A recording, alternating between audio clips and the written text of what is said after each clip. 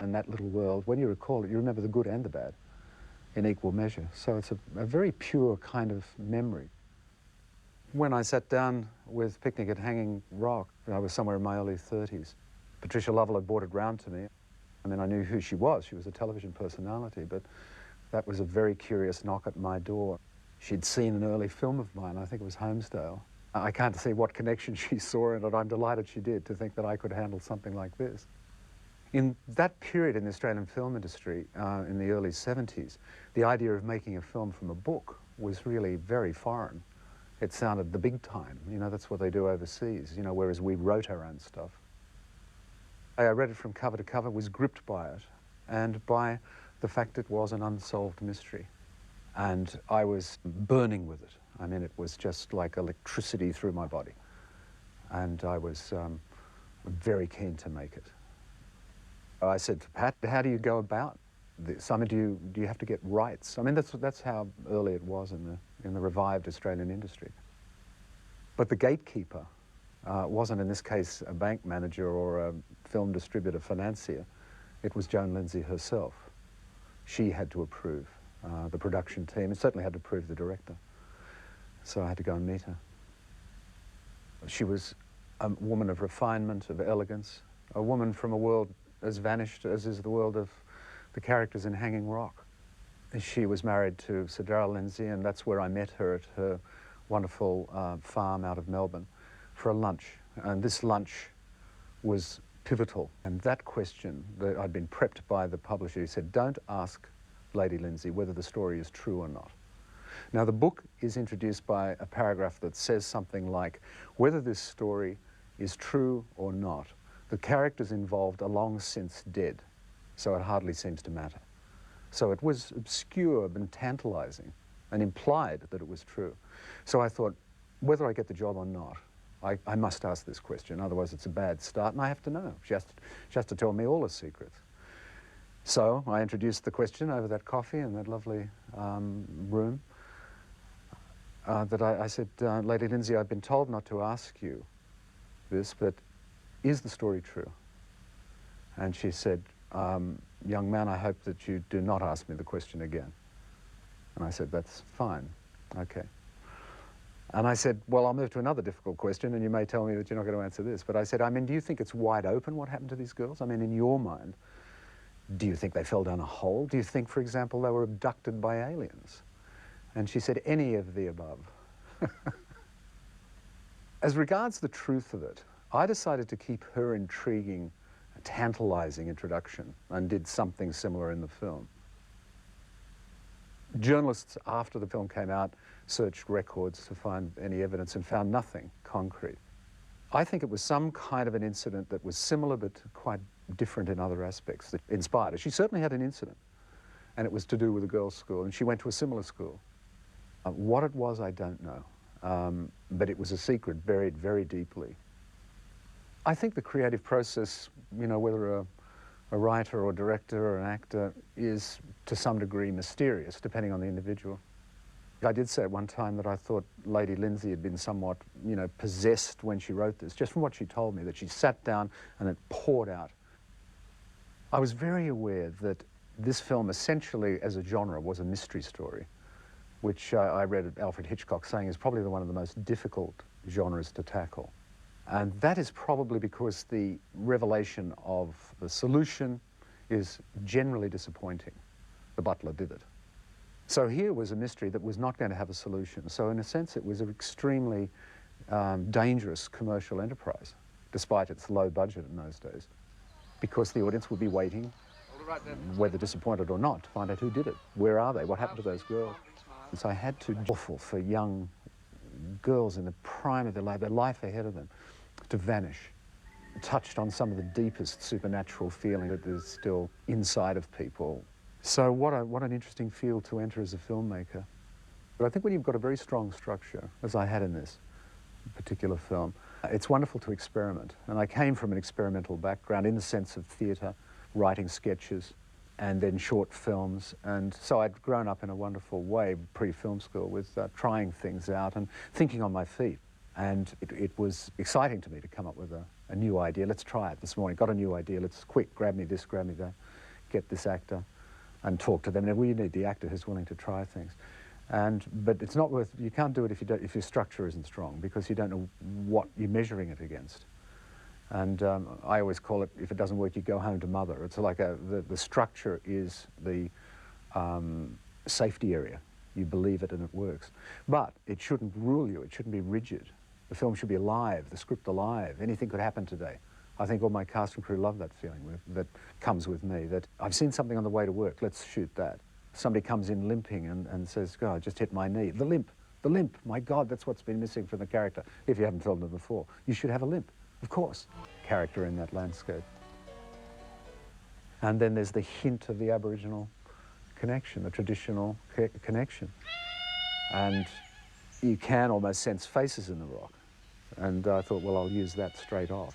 You would sense, without knowing for sure, the tribes are long gone, that this had been, no doubt, sacred ground. Some Americans who had enjoyed the film said to me, filmmakers, you know, studio people, gee, I don't know, you got a lot out of that little pile of rock, because I guess if we'd done it here, we'd have built it up through matte paintings or whatever, and made it more scary, you know, and sort of more hanging or something. Before shooting the scene, we just got a number of camera positions and shot that rock from all angles, and that became then used in the titles. And it was magnificent to look at on film. Because of the financing arrangement, we did have to shoot in Victoria and in South Australia, and that was okay because here was this extraordinary building, Martindale Hall, you know, seemingly dropped out of the sky into the middle of the outback. A most incongruous discovery, like an ocean liner beached, perfect for the film. I cast Vivean Merchant, who was then married to Harold Pinter, and I'd met her in London. I admired her work anyway. She's a superb actress, and she seemed just right, and she was happy to do it. Unfortunately, at the very last minute, she became ill and withdrew.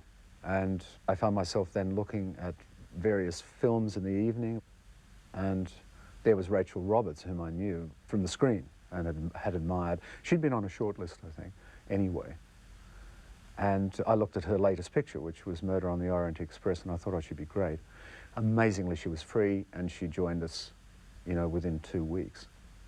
She was wonderful in the way she threw herself into it. We had a beautiful wig made for Vivean Merchant, which fortunately fitted her, but she looked very uncomfortable. She said, I can't wear this, I just simply can't. And I said, why? And I thought, oh my God, one, she's going to be trouble, two, she's not going to wear the wig. And I said, well why is that, Rachel? And she said, it's considered bad luck in the theatre to wear another actress's wig. And I said, oh, I see. And you don't think you could overcome that, you know, being a film, and here we are in South Australia, you know, like maybe the gods only existed with that punishment in English theatre. She said, I just couldn't wear it, I'm sorry. Girls were standing there looking up at her, and they disliked her. And she came to me, and I thought, oh no, more trouble. This is going to be hell. And she said, would you mind if the girls left the set? I'm perfectly happy if you put a mark up on a C-stand, a bit of tape, because the way they're looking at me with such hatred is throwing me. And I said, right, okay. So the girls were removed, a little bit of tape, and this consummate actress performed perfectly to the tape. The rock itself is extremely dangerous, and you are therefore forbidden any tomboy foolishness in the matter of exploration, even on the lower slopes. I also wish to remind you that the vicinity is renowned for its venomous snakes and poisonous ants of various species. Helen, like Rachel, another superb actor, totally in command of her craft. But again, for me, it was in the early stage in my career, only the second feature film. Fairly rare experience then, which was that an actor had the technique to a degree where they could just subtly alter the tone of a particular take or shot to draw out some other element I was looking for. And enough confidence, as she had, for me to express doubt, so that I could say, that was great, which it always was, with Helen or with Rachel. But there's something else in there with just, and you know, Helen would say, what is it you're looking for? Or I know what you mean. But he'd often been credited with discovering people, you know, as far as the rest of the world went, or taking on talent, you know, really from people, you know, finding talent without training. And he said, it's not true. All of the people, the best people that I've worked with were trained and came mostly from theatre. And that was a very true thing to say, that it is certainly probably the most ideal working relationship. Casting the girls presented a curious kind of challenge, in the sense that when we began, naturally in Sydney, which is where the production was located initially, and then going down to Melbourne, the girls were too sophisticated, too worldly, even in 1975. You know, I wanted to really feel that these girls truly were from 1900 and that they still had an innocence. And it was in Adelaide that we found, in casting there, that that was still the case there. And so that's where I cast the majority. I was as interested in any contribution they could make, as I always am, you know. Then if it's appropriate, you add that to the mix. And these girls were absolutely wonderful, but, you know, they were a group too, and I think it becomes a group personality. And the story was about group moods, you know, the mood of elation to going to the picnic, the mood of distress with the disappearance, and then the anxiety and the kind of curious feelings released by that group that enables them to turn on one of their own kind, you know, that Irma, when she visits them, was to a degree reflected off the set. It was about a group of people. The single most individualistic person in the story was Miranda, and she disappeared. And so in a way their group leader was gone. So it was very much both the interesting and sometimes scary result of a crowd mentality. Was a tremendous influence on me, and I shared that book and his photographs with Russell. And the light was terribly important. We had very little money, a very tight shoot, as everything was at that period, as it is for a filmmaker starting out. You have to be inventive. So we had, you know, a 6-week schedule, which was actually at the time reasonably generous, but 6-day weeks, and you had to get a lot of shots in the can. So the picnic itself at the base of the rock was scheduled for 1 day's shooting. Then Russell Boyd had, as director of photography, had an understanding, deep understanding of exterior light. I think Russell's great quality that showed very early on was that he knew how to work exteriors. Anyway, Russell and I talked about it. We visited a location. He said at 12 o'clock the light is perfect, and he can silk it out and create a lovely diffused light. But to do that, we would be only able to shoot for 1 hour per day for something like a 5-hour, 6-hour scene. And he came and said, I heard this music. We've been still searching for an ultimately signature sound that would be within the music that was the rock. And this pre-Christian feeling that we're dealing with the old gods in this movie, and, you know, not necessarily in a positive way. So I think the pipes gave that connection to the film. We rang the performer and composer and asked him if he would write something for the film, and he didn't want to do that. He said, oh, I've moved on from that. George Zamfir, this was. So we just bought the mechanical rights to the particular track that's in the movie.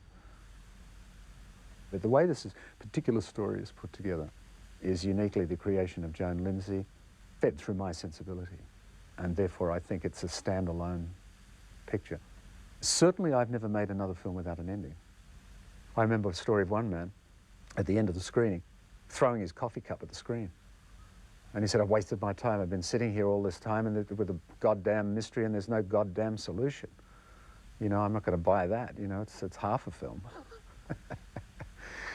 And I think for the Americans, to some extent, not college campuses where it played very successfully and in art houses, but, you know, he was a nation that had got people on the moon. You know, they solve problems.